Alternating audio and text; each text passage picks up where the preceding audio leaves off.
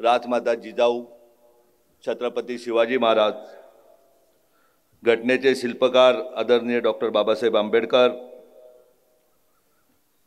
ज्या महामानवाऊले रत्नागिरीची ओळख झाली, समाजाला, देशाला, राज्याला ओळख झाली, ती आदरणीय शामराव पेजे साहेब यांना विनम्र अभिवादन करतो। व्यासपीठावरील सर्वच मान्यवर, उपस्थित सर्व बंधू भगिनी आणि मोठ्या संख्येने उपस्थित असलेले विद्यार्थी वर्ग, सर्वांना माझा नमस्कार। जय जिजाऊ। एका आठवड्यापूर्वी या भागातील एक 200 बांधव, काही भगिनी होत्या, काही बांधव होते, जिजाऊला भेट देण्यासाठी झडपोली येथे आले होते। आल्यानंतर त्यांनी आपल्या संस्थेचं हॉस्पिटल बघितलं, आपल्या संस्थेची अंध मतिमंद शाळा बघितली, आपल्या संस्थेचं सीबीएसई शाळा बघितली। त्या सीबीएसईच्या शाळेमध्ये आपल्या रत्नागिरी जिल्ह्यातल्या मुली होत्या, त्यांच्या भेटी घेतल्या। आपल्या स्पर्धा परीक्षा वाचनालयाची भेट घेतली, क्लासेसची माहिती घेतली। तिथेही सिंधुदुर्ग, गडचिरोली, बारामती, नागपूर पासून ज्या विविध जिल्ह्यातील असलेल्या विद्यार्थ्यांच्या भेटी घेतल्या, त्यांच्याशी गप्पा मारल्या। त्यानंतर मी एका कार्यक्रमात होतो कुडूस येथे, वाडा तालुक्यामध्ये, तिथे माझी भेट घेतली। त्यांनी विनंती केली का आपल्याकडेही अशा सोयी सवलती झाल्या पाहिजेत। व्यासपीठावर बसलेले सर्वच मान्यवर, उपस्थित सर्व बंधू भगिनींना विनम्र अभिवादन करतोय, सांगतोय का की 2016 पासून आम्ही हाच प्रयत्न करत होतो का इथल्या माणसांनी आमच्या हातात दिला पाहिजे। आम्ही वह्या वाटायलाही मुरबाडवरनं, भिवंडीवरनं इथे माणसं आणायचो, एखादा दुसराच आपला बांधव मदतीला यायचा। आणि आपल्याला तेच अपेक्षित होतं का कोकणच्या 5 जिल्ह्याचा विकास करत असताना प्रत्येक जिल्ह्यामध्ये जिल्ह्यातील आपले बांधव एक हात पुढे करून आले पाहिजे। जेव्हा त्यांचा हात पुढे येईल तेव्हा जिल्ह्याची प्रगती कोणीही रोखू शकणार नाही, एवढं तुम्हाला मी या प्रसंगी सांगतोय। आपल्या संस्थेचं ब्रीदच आहे काय कोकणातील कुठलाही बांधव आरोग्याच्या सुविधेपासून भगिनी मरण पावता कामा नये किंवा कुठलाही विद्यार्थी शिक्षणापासून वंचित राहता कामा नये। आणि या दोनच विषयावरती आपली संस्था गेली 15 वर्ष काम करते। आपण पाहिलेलं आहे समाजामध्ये निर्माण झालेली पदं राहू दे, लोकशाही राहू दे, नोकरशाही राहू दे किंवा विविध संस्थांचे आमचे पदाधिकारी राहू दे, प्रत्येक जण गेल्या 76 वर्षामध्ये फसवत आलेला आहे। त्या दृष्टीने याची माहिती घेताना, इतिहासाची जाण करत असताना छत्रपती शिवाजी महाराजांना अभिप्रेत असलेली लोकशाही, डॉक्टर बाबासाहेब आंबेडकरांना अभिप्रेत असलेली लोकप्रतिनिधी लोकशाही हिचं पहिलं पाऊल हे आपल्या घरापासून उचललं पाहिजे। या उद्देशाने जिजाऊ 2008 पासून कोकणच्या 5 जिल्ह्यामध्ये काम करत आहे। आपल्याला कोकण हे मी नेहमी भाषणामध्ये सांगत असतो की हे 5 जिल्हे म्हणजे माझे 5 बोट आहेत आणि वज्रबूट म्हणजे ही कोकणची ताकद आहे। आणि ही जेव्हा ताकद एकत्र येईल तेव्हा मुंबई काय हिचा विकास कोणी रोखू शकणार नाही। किती दिवस आपण बघायचं, घरामध्ये काम करणारी, जेवण बनवणारी ताई कोकणातील, स्वयंपाक बनवणारी ताई कोकणातील, गेटवरती खाली लिफ्टमन बघितला, गेटवरचा वॉचमॅन बघितला कोकणातील, गाडीचा ड्रायव्हर बघितला कोकणातील, अगदी ऑफिसमध्ये गेल्यानंतर पहिली दिसणारी व्यक्ती असेल ती कोकणातील। हे चित्र तुम्हा आम्हाला बदलायचं आहे तायनो दादानो, आणि हा विचार सांगण्यासाठी मी आपल्यापर्यंत आलेलो आहे। आणि या जगामध्ये कुठलीही गोष्ट अशक्य नाही। आपण बघितलं असेल, तुम्ही काय बघितले गेल्या 20-25 वर्षामध्ये, निवडणुका आल्या का गावच्या एका पुढाऱ्याला कुठेतरी काहीतरी मॅनेज केलं जातं, तो कुठल्याही पक्षाचा राहू दे, आपल्याला त्याच्याशी काही देणं नाही, त्या पुढाऱ्यांनी सांगितलं म्हणून आपण तयार होतो। त्यांना राजकारण्यांचं काम करू दे दादांना तयार। जेव्हा आपलं चांगलं काम तयार होईल तेव्हा राजकारण्यांनाही काम करावं लागेल। ते ठाणा मुंबईला राहून इथली रत्नागिरी नाही चालणार, एवढं तुम्हाला नक्कीच सांगतोय। येताना मी बघितलं रेमंडची कंपनीची JK मिलची जागा बघितली। येताना मी बघितलं आणखीन कंपन्या अनेक बंद पडल्या आहेत। आमचे मित्र उद्योग मंत्री आहेत, रत्नागिरीचे पालकमंत्री, मी त्यांना या भाषणाद्वारे जाहीर निवेदन करतोय, विनंती करतोय, दादानो 20 वर्षे या रत्नागिरीने तुम्हाला लोकप्रतिनिधी दिलेले आहे। तुम्ही इथे आमदार होते, तुम्ही 2 वेळेस मंत्री झालेले आहेत, 3 वेळेस मंत्री झालेले आहेत। या कंपन्या जर सुरू झाल्या नाही तर तुमची दुकानं बंद करण्याची ताकद या जिजाऊमध्ये आहे, हे सांगण्यासाठी मी इथपर्यंत आलेलो आहे। का आपल्या समाजाला वापरून घेतलं जातं तर त्याचं मुख्य कारण आहे दादांनो ताईंनो शिक्षण। हे शिक्षण देण्यासाठी जिजाऊ आपल्यापर्यंत आलेले आहे। त्याच्यासाठी कुठल्याही वर्गण्या मागण्याची तुम्हाला गरज नाही। तुम्ही जिथे जागा उपलब्ध करून द्याल ती भले विकत द्याल, तिथे सीबीएसई शाळा उभी करण्याची ताकद जिजाऊमध्ये, ती कष्टाच्या पैशाने कुठलाही CSR फंड घेऊन मिरवणारे आपण नाहीत। ही भूमी माझी आहे, हे कुटुंब माझं आहे आणि माझ्या प्रत्येक विद्यार्थी शिकला पाहिजे। ज्याप्रमाणे इथल्या खासदार आमदारांची मुलं ठाणा मुंबईला शिकतात ना दादांनो, त्याप्रमाणे त्यापेक्षा चांगल्या गुणवत्तेच्या शाळा इथे निर्माण करून तुमच्या मुलांना शिक्षण देण्यासाठी इथपर्यंत आलेलो आहे. इयत्ता 9वी पासून जेई नीटचे क्लासेस आपण सुरू करतोय. मगाशी महापौर साहेब बोलले का इथल्याही ताया दररोज एक डिलिव्हरीला तर मरत आहे. हे मरण थांबवायचं असेल तर आपल्याला आपल्यातील गरिबांची मुलं डॉक्टर करावी लागतील. त्या डॉक्टर करण्यासाठी आपण इथे शाळा सुरू व्हायला 1 वर्ष लागेल. या वर्षी इयत्ता 9वी पासून चांगले जे 8वी पास झालेले विद्यार्थी आपल्याकडे द्या. एका विद्यार्थ्यामागे जिजाऊ 10 लाख रुपये खर्च करते, परंतु त्यांनी पाहिलेलं स्वप्न, त्याच्या कुटुंबियांनी पाहिलेलं स्वप्न 100% पूर्ण करणार, एवढा तुम्हाला या संध्याकाळच्या टायमाला शब्द देतो. आपण बसलेले व्यासपीठावर बसलेले, समोर बसलेल्यापैकी अनेक जण ITI केलेले आपण पाहिलेले आहेत. आपल्याला कोणत्या लोकप्रतिनिधी कोणत्या प्रशासनाने सांगितलं का विद्यार्थी IITला गेला पाहिजे. या JEEच्या क्लासेसची व्यवस्थाही आपण झडपोली येथील CBSE स्कूलमध्ये केलेले. आपल्यातील जेवढे विद्यार्थी द्याल तेवढ्या विद्यार्थ्यांना IITलाच कसे जातील हे नक्कीच आपण पाहूया. आज आपण येताना मला सकाळी कार्यकर्त्यांबरोबर चर्चा करत असताना समजलं आपल्याकडे इथे सिव्हिल रुग्णालय आहे. या सिव्हिल रुग्णालयामध्ये कुठल्याही सोयी सवलती नाही. CT स्कॅनची मशीन नाही. अगदी रक्त लागलं तरी कुठल्या तरी पुढाऱ्याला फोन करावं लागतं. दादानो तायानो किती दिवस तुम्ही पारतंत्र्यात राहिलो. आम्ही समजत होतो का आमच्या पालघरचा आदिवासी बहुल आहे, इथेच अशा प्रकारे अधिकाऱ्यांची दादागिरी चालते. इथे तर रत्नागिरीसारख्या जिल्ह्यामध्येही जर सिव्हिल रुग्णालयामध्ये रक्त लागत असेल आणि पुढाऱ्याची ताकद असेल तर त्या लोकप्रतिनिधी किंवा प्रशासनाचा उपयोग काय आपल्याला. यापुढे कुठल्याही माणसांना मी सांगतोय या रक्त देण्याचं काम त्या तिथल्या पतपेढीचं ब्लड बँकेचे. तुम्हाला रक्त नाही दिलं तर तुम्ही मला फोन करा, त्यांच्या बापाकडून रक्त आपण द्यायला लावू, एवढं तुम्हाला मी नक्कीच सांगतोय. मी कार्यकर्त्यांना सांगितलं की जिजाऊ ठाणे पालघर मुंबई नाशिकमध्ये 15 मिनिटांमध्ये रक्त उपलब्ध करून देते. आपणही रक्तदान शिबिर घेऊ या जिल्ह्यामध्ये आणि आपल्या बांधवांना आपल्या भगिनीला जेव्हा लागेल तेव्हा रक्त आपण देऊ. तुम्हाला नक्कीच सांगतोय मी काहीतरी देण्यासाठी इथे आलोय. मी काय लोकसभेची निवडणूक लढण्यासाठी इथे आलेलो नाही. अनेक वक्त्यांनी सांगितलं का 30-35 हजार कर्मचारी या जिल्ह्यामध्ये आहेत, परंतु इथे 1% नाही. मी ते म्हणतोय 0.10% पण इथले अधिकारी नाहीत. हे अधिकाऱ्यांचं चित्र आम्हाला बदलायचं आहे आणि त्यासाठी प्रत्येकाने आपण स्वतःने सुसंस्कृत झालं पाहिजे. आपल्या मुलांना सांगितलं पाहिजे का आता काळजी करू नको, तुला कुठला लोकप्रतिनिधी आणून देणार नाही, परंतु आपली जिजाऊ आहे, तू पाहिलेलं स्वप्न 100% पूर्ण करेल आणि 100% पूर्ण करण्याची जबाबदारी माझी आहे, हे सांगण्यासाठी दादांनो तयार आलेले. तुम्ही मला जागा उपलब्ध करून द्या, भले भाड्याने द्या. मी महापौर साहेब सांगतो की एका वर्षामध्ये किमान 1000 विद्यार्थ्यांना शासनाच्या ज्या कंपन्या आहेत HPCL BPCL इथे नोकरी देण्याची जबाबदारी माझी, कुठलाही एकही रुपया खर्च न देता. अगदी छाती डोकपणे सांगतो का 1000 विद्यार्थी दरवर्षी नोकरी लागतील, याची जबाबदारी माझी. आपण सांगा, मागणी करा, जिथे जिथे विद्यार्थ्यांची संख्या जास्त असेल तिथे तुम्ही सांगा, तिथे लायब्ररी देऊ. आणि किमान आपल्याला या कोकणच्या भूमीमधून 5 जिल्ह्यातून 10 कलेक्टर तरी दरवर्षी झाले पाहिजेत. अशा प्रकारचं स्वप्न घेऊन जिजाऊ इथपर्यंत आलेली. आपल्याला रुग्णवाहिका पाहिजेत. जे लोक सामाजिक कार्यकर्ते 100% 8 तास त्याचं काम सांभाळून उरलेला 4 तास समाजासाठी देतील आणि ते जर प्रामाणिकपणे जर समाजासाठी वेळ देणार असतील. मी मगाशीच सांगितलं प्रथमेश का बाबा 76 वर्ष आपल्या भूमीने खूप सोचलंय. ज्याच्यावर भरोसा ठेवलाय त्यांनी विश्वासघात केलाय. मग तो कुठलाही राजकीय पक्ष असो, कुठलीही संघटना असो, आता समाजाचा विश्वासघात होता कामा नये. लोक चपलीने शेण फेकून मारतील. त्यामुळे ज्याला खरोखर समाजसेवेची आवड आहे त्या भागामध्ये रुग्णवाहिका पाहिजे, त्या भागामध्ये रुग्णवाहिका मी तुम्हाला नवीन कोऱ्या उपलब्ध करून देईन हे सांगतोय.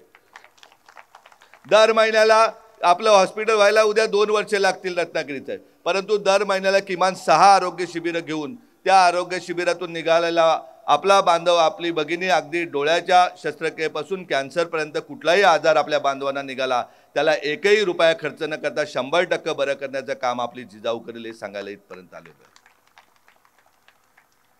आपण अशा प्रकारे काम करू का मुंबई ठाण्यात राहणारे तुमचे लोकप्रतिनिधी ते गावाकडे येऊन राहतील आणि रोज लोकांना सांगतील काय तुझ्या घरी अडचणी सांग, माझ्याकडे खूप पैसे 10-20 वर्षात जमा झालेले आहेत, त्यातील पैसे समाजाच्या चांगल्या कामासाठी लावू. आम्ही लावले भिवंडीला तशा प्रकारे पैसे वाटायला. त्यामुळे काळजी करू नका. लोकांना पैसा हाच सगळं काम करत नसतो. माणसाचं ध्येय धोरण पाहिजे, प्रामाणिकता पाहिजे. जेव्हा प्रामाणिकतेने केलेलं काम आहे ते काम नक्कीच मोठं उभं होतंय. हा याचा अनुभव मला आहे. मी तुमच्यासारखाच एका शेतकऱ्याचा मुलगा. लहानपणी वडील एसटीमध्ये कंडक्टर, आई शेती करायची. मला कधीतरी वाटायचं झडपोलीवरनं भिवंडीला कॉलेजला जात असताना सकाळच्या 5:45च्या बसला रेग्युलर मी भिवंडीला जाणारा 55 ते 60 किलोमीटरचा प्रवास करणारा विद्यार्थी मला जाताना दररोज वाटायचं कधीतरी भिवंडीची पोरं माझ्या गावात शिकली पाहिजेत. आज अभिमानाने सांगतो दादांनो ताईंनो, महाराष्ट्राच्या कानाकोपऱ्यातील विद्यार्थी आपल्याकडं आपली जिजाऊ समजून शिक्षण घेतात. एवढ्यावरच नाही सांगत तर समोर माझा मुलगा भाचा बसलाय, त्यांच्या जोडीला सिम्बॉयसिसमध्ये असणारा एक बिहारचा मुलगा का जो टॉपर होता, निर्मला सीतारामननी त्यांचा गोल्ड मेडलने सत्कार केला होता. त्याला मिलिटरीत जाण्याची खूप इच्छा होती, त्यांच्याकडे फॅड आहे का मिलिटरीमध्ये गेला तरच देश सेवा होते. परंतु लहानपणी क्रिकेट खेळत असताना त्याच्या डोळ्याला मार लागला होता. तो कर्नलची परीक्षा 15 लाख विद्यार्थ्यांमध्ये तिसरा आला होता. आणि परंतु जेव्हा मेडिकल करायला गेले ते मेडिकलमध्ये त्याला रिजेक्ट झालं. मी खूप प्रयत्न केले. आपल्याकडचे जे ठाणे जिल्ह्यातले, पालघर जिल्ह्यातले IAS दिल्लीला बसले त्यांनीही खूप प्रयत्न केले, चिन्मय पाटील राहू दे किंवा हेमंता पाटील राहू दे. परंतु मिलिटरीची जी शिस्त असल्यामुळे तिथे त्याला रिजेक्ट झालं. तो एकदम त्याचं मनोबल हरवला होता. मग त्याला मी जवळ घेतलं. हा किस्सा तुम्हाला याच्यासाठी सांगतोय का तुमच्या सगळ्यांच्या आपल्याला मुलांसाठी हा किस्सा उपयोगाचा आहे. त्याला मी जवळ घेतलं, बाबा तू फ्रस्ट्रेट होऊ नको. तो क्रेशरवरती कामाला लागला, आपल्या कामाला प्रज्वलच्या हाताखाली. मी त्याला सांगितलं असं नको करू, तुला देश सेवा करायची ना, तू UPSC कर आणि जेव्हा जिल्ह्याचा जिल्हाधिकारी म्हणून बनशील तेव्हा 35-40 हजार कर्मचारी असतील आणि आयुष्यात कधीही करप्शनला हात लावणार नाही. तर यापेक्षा देशसेवा दुसरी मोठी काय आहे. आणि आज तो विद्यार्थी आमच्या घरामध्ये राहून अभ्यास करतोय आणि 100% सांगतोय का येत्या 1-2 वर्षामध्ये देशातल्या UPSCच्या रिझल्टमध्ये टॉप 10 मध्ये तो असेल. अशा प्रकारे विद्यार्थी घडवण्याचं काम आपण करतोय. लोकांना दाखवण्यासाठी, सांगण्यासाठी हा मेळावा घेऊन मला का किंवा जिजाऊला कुठल्या 100 रुपयाची गरज नाही दादांनो ताईंनो. मला आपल्याला आपला समाज स्वाभिमानी करायचा आहे. समाज लाचार होता कामा नये. इलेक्शन येईल म्हणून कुठून तरी पैसे येतील मग काळ्या पिशवीमध्ये मटण घेऊन येणारा कार्यकर्ता घडवायचा नाही. तर स्वाभिमानाने मी छत्रपती शिवाजीराजाचा मावला आहे, मी डॉक्टर बाबासाहेब आंबेडकरांचा कार्यकर्ता आहे, मी शामराव पेजेंचा कार्यकर्ता आहे. मी स्वाभिमानाने जगेन. मी समाजाला कधी फसवणार नाही. अशा प्रकारचे विद्यार्थी घराघरामध्ये घडवायचे. राजे छत्रपती शिवाजी महाराज जन्माला आले पाहिजे तो शेजाऱ्याच्या घरात, तसं नाही होणार. आता जिजाऊही जन्माला आपल्याच घरात आले पाहिजे, शिवाजी महाराजही जन्मात आपल्याच घरात आले पाहिजेत. अशा प्रकारची समाजामध्ये व्यवस्था आपल्याला करायची. तुम्ही काय काळजी करू नका. रत्नागिरीचा मेळावा जाहीर होण्या अगोदरचा एक किस्सा सांगतोय. आपल्या भागातील काही लोकप्रतिनिधी ठाण्याच्या एका कार्यक्रमाला आले होते. ते माननीय मुख्यमंत्री महोदयांना सांगतात, अहो त्या निलेश सांबरेंनी काय लावलंय, त्यांनी ठाण्यात पण मेळावा घ्यायला लावलाय. मुख्यमंत्री महोदय त्यांना म्हणतात ते त्यांचे कार्यकर्ते नाही ना, आपण आपल्या कार्यकर्त्यांवर फरक पडतो. परंतु मुख्यमंत्री महोदयांनी त्यांना सांगितलं असं नसतं, ते त्यांच्या कार्यकर्त्यांनी करतात, त्यांचा मेळावा करतात, तुम्ही तुमचे कार्यकर्ते तयार करा. आज मला अभिमान वाटतो प्रथमेश राहू दे किंवा इतर सर्व कार्यकर्त्यांचा, का असे जर एवढ्या मोठ्या संख्येने कार्यकर्ते तयार केले. मी दुपारीच मोनिका आणि मी गमतीने सांगत होतो का ज्या गावामध्ये आपण सरपंच होऊ शकत नाही त्या गावात इतकं मोठं काम केलंय, तर इथे तर हा आपला समाज आहे.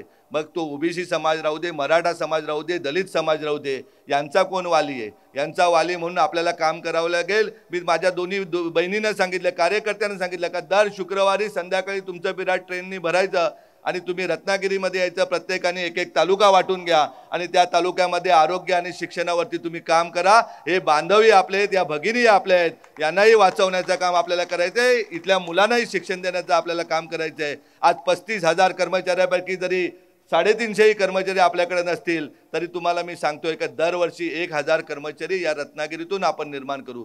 दरवर्षी किमान 2 तरी कलेक्टर आपण या रत्नागिरीतून निर्माण करू. दरवर्षी किमान 10 डेप्युटी कलेक्टर आपण या रत्नागिरी जिल्ह्यातून निर्माण करू. हा विश्वास मला आहे आणि तुम्ही याच विश्वासाने जा. त्यासाठी आपल्याला प्रशासन व्यवस्था, ग्रामसेवकापासून CO पर्यंत, तलाठ्यापासून कलेक्टरपर्यंत जे प्रत्येक जण जे भ्रष्टाचाराच्या याच्यात बुडलेले आहेत, अगदी सरपंचांपासून मोठमोठ्या विविध पदापर्यंत जे करप्शन करतात त्यांना रोखायचं असेल तर आपल्याला आपली व्यवस्था तयार करा. भले एक पिढी जाईल, दुसरी पिढी जाईल, कारण 76 वर्षाचे जागलेला जो गाळ आहे. परंतु तुम्हाला सांगतो का पुढच्या 25 वर्षामध्ये ज्याप्रमाणे अमेरिकेला लोकप्रतिनिधी असतात, अधिकारी असतात, काय उद्याला पदावरून राष्ट्राध्यक्ष पदावरून उतरले का दुसऱ्या दिवशी कंपनीमध्ये कामाला लागतात.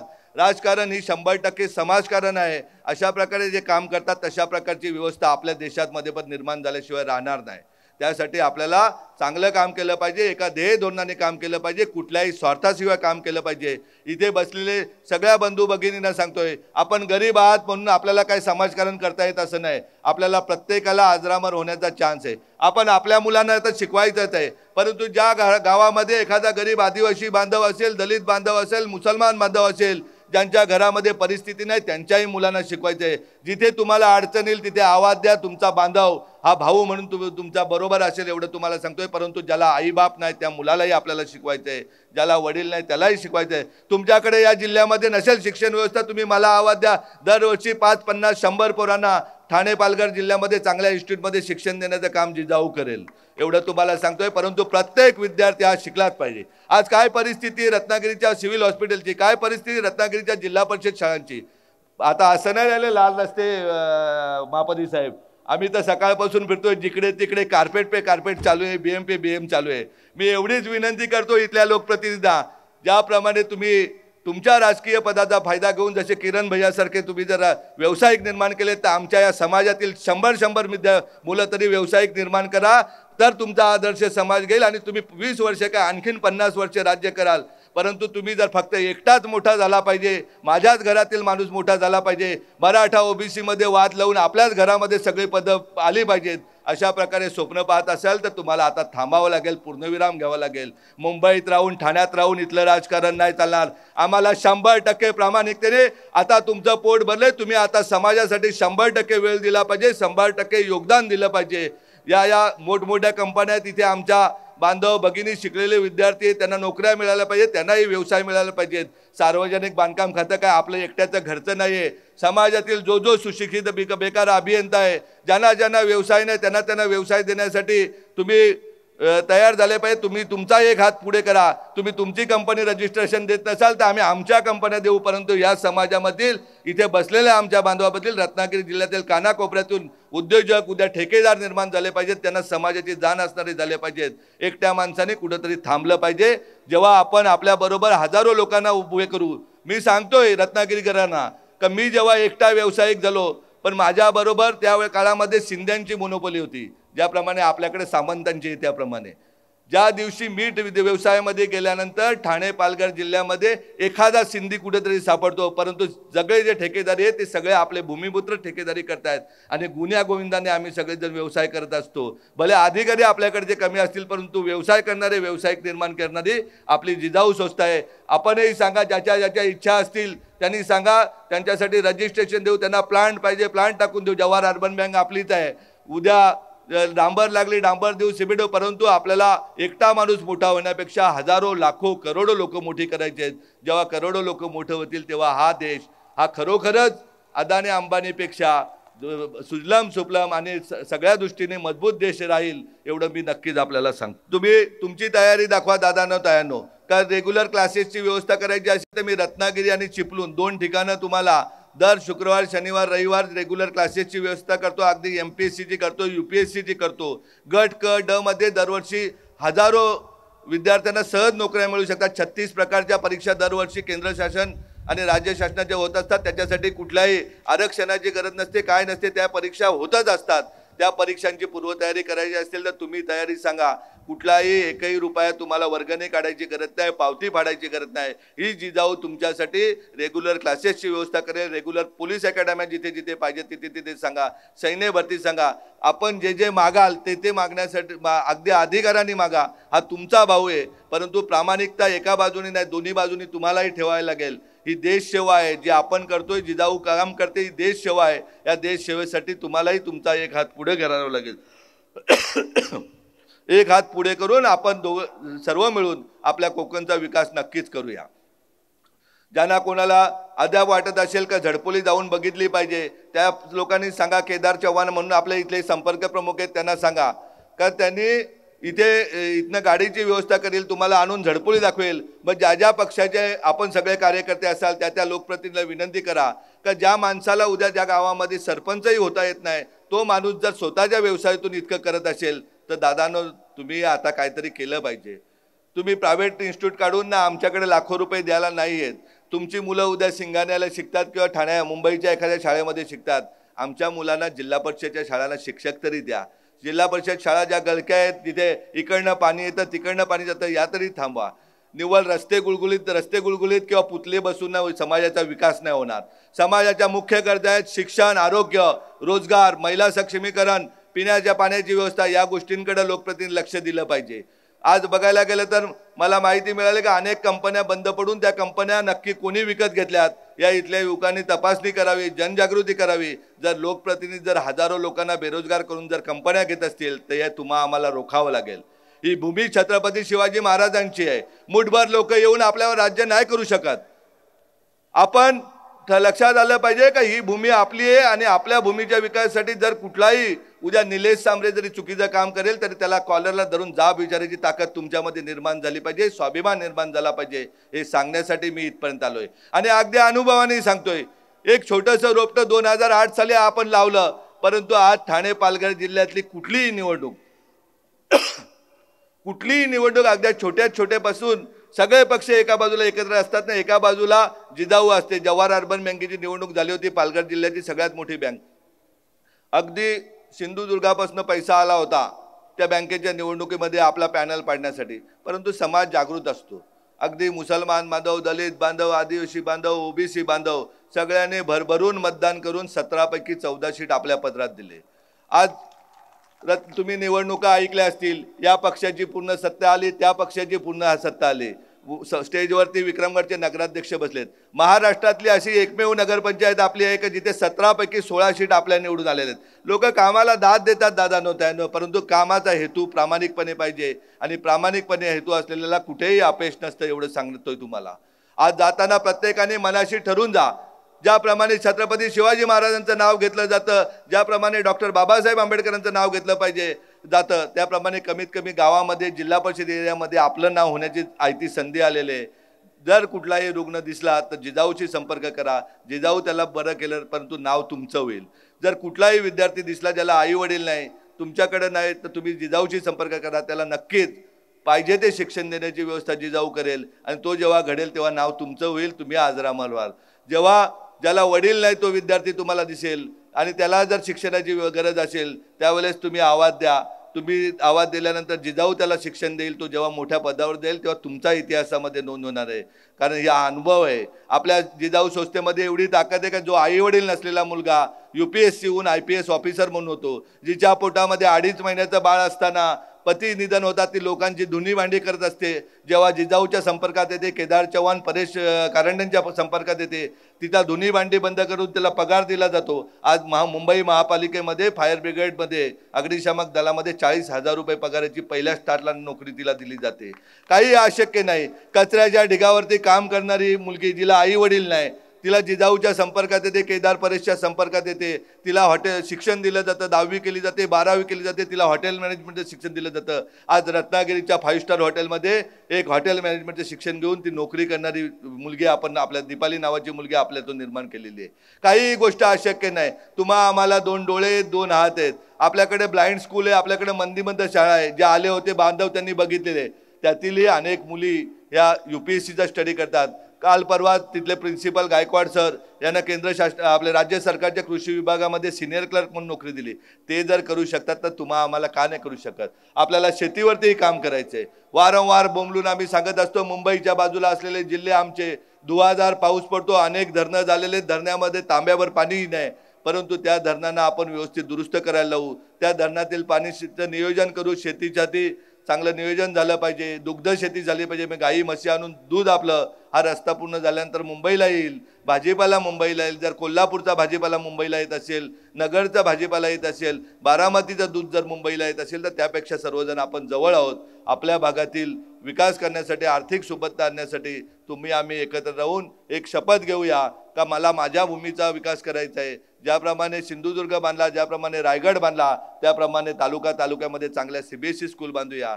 ज्याप्रमाणे रायगड राजधानी होती त्याप्रमाणे रत्नागिरीची राजधानी म्हणून आपण एक भगवान महादेव सांबरे मोठं सशस्त्र एकदम सगळ्या सोयी सवलतीने युक्त असलेलं एक चांगलं रुग्णालय बांधूया.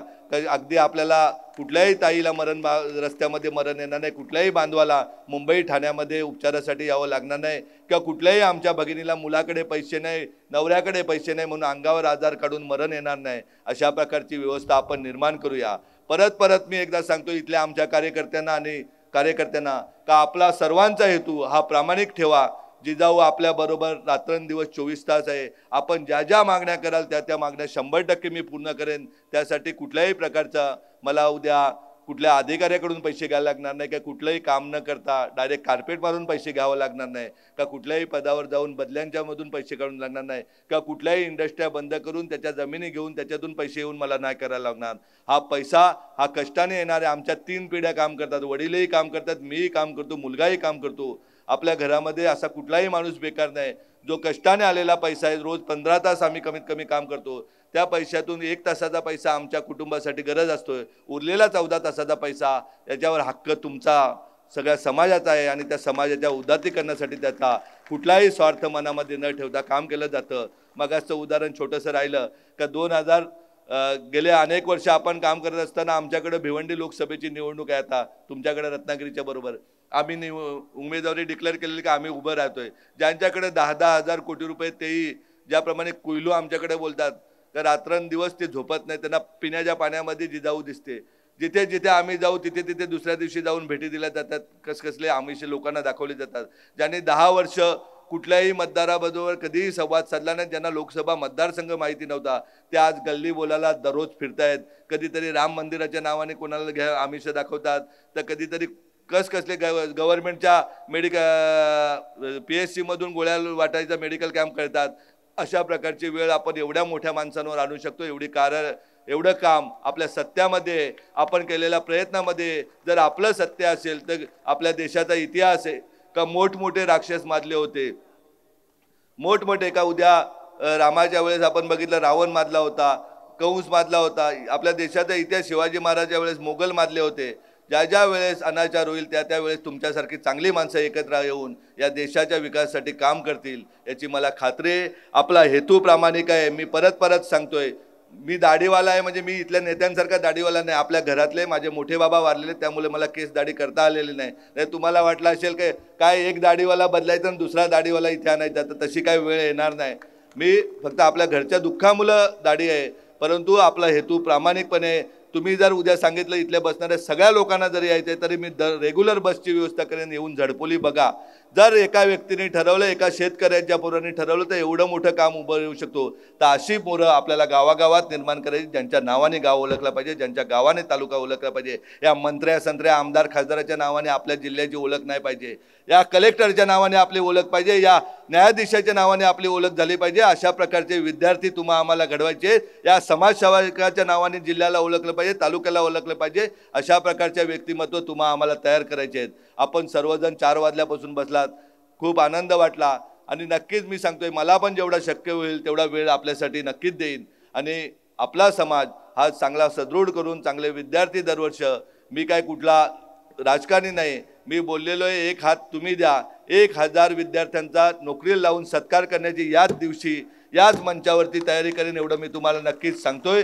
आणि जे बोललोय ते तुम्ही रेकॉर्ड करून ठेवा. भाषण रेकॉर्ड आहे का, या सगळ्या गोष्टीची लवकरात लवकर कार्यवाही करून हा जिल्हा माझा आहे, कोकण माझं आहे आणि माझ्या कुटुंबासाठी मला काम करायचं. त्याच्यामुळे कुठल्याही कार्यकर्त्यांनी असं दाखवू नये का आपण स्वतःची किडनी काढून त्याला देतोय. असं नाही आहे. एक घर आपलं आहे आणि आपल्या घरासाठी तुम्हा आम्हाला एकत्रितपणे काम करायचं आहे. आपण प्रत्येकाने आपला काम वेळ सांभाळून उरलेला वेळ समाजासाठी दिला तर मला वाटत नाही कुठलीही गोष्ट अशक्य आहे. आपण आपला हेतू प्रामाणिकपणे ठेवा. उद्या राजकारणाच्या पदावर अनेक सरपंच सकाळी भेटले, त्यांनाही सांगतोय का तुम्ही हेतू ठेवा का राजकारणासाठी सरपंच पद किंवा पंचायत समिती सदस्य नका वापरू. 100% समाजसेवेसाठीच मिळालेलं पद वापरा. या जिल्ह्याचा विकास करण्याची ताकद तुमच्यामध्ये, नवीन संपूर्ण पदावरती आपल्याला आपली लोक बसतील एवढा तुम्हाला शब्द देतो आणि थांबतो. जय हिंद, जय महाराष्ट्र.